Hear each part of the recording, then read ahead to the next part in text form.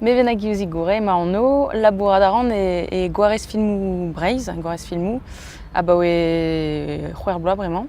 Gobaran war dro gwerzar skeudennoù, gwerza lodennoù filmou dielou ave miret ganon. Vid m'ave fen adim plijet e teul filmou dreistol pe filmou faltazi ave chou.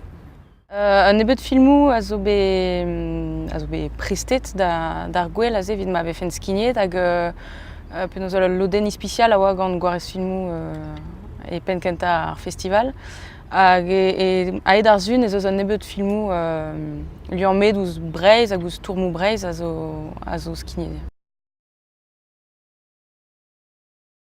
Bezo vel just ar sevener mil an avezet René Vauthier, an eus gret ur bern filmou liammet gant ar stourmou sokial, stourmou ekologel, stourmou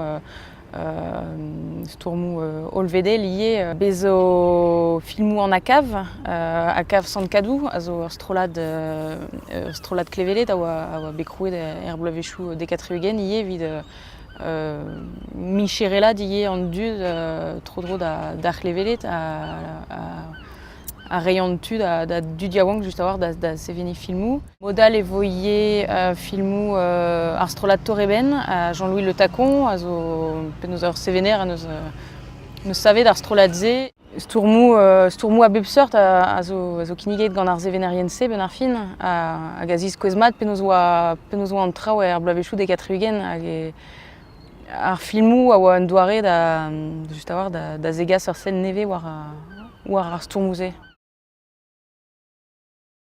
Ar bloavechou dekatreugent e oa krogant dud da gaout un tammig dafar amatorien o deus filmet ur bern gant filmou Super Ace da skouer a oa marc'had mator, me gureiz uandeiz penaos doareoù kalz esor da filma da emban ar pezve gret gant ar stourmou tout ar setu ar roudadou sokial a gal a zo ie un dra bennak neus cheñchet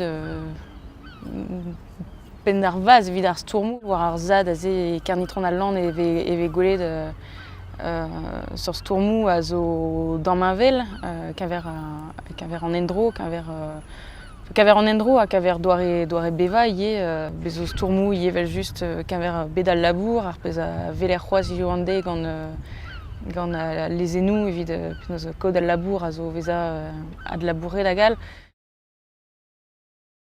Stourmou Ledan Nor ie martreze giz stourmou liammet ouz gouerioù ar merc'hed da skouer giz Klito va bien, a zo ur film penaos a stroll a zo bet gret vid komz diwar-benn kudennoù liammet ouz an diforra, ar bilulenn, seurt traoù ar bloavechou dekatreugent a oa setu sujedou a bouez hag a veze komzet dioto ur bern d'ar mareze.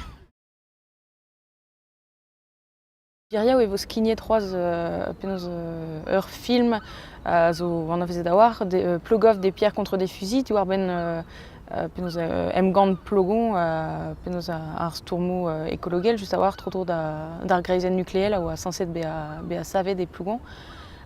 Disadorn e vo skignet ie Marée Noire Colère Rouge gant René Vauthier diwar-benn an Amoko Cadiz.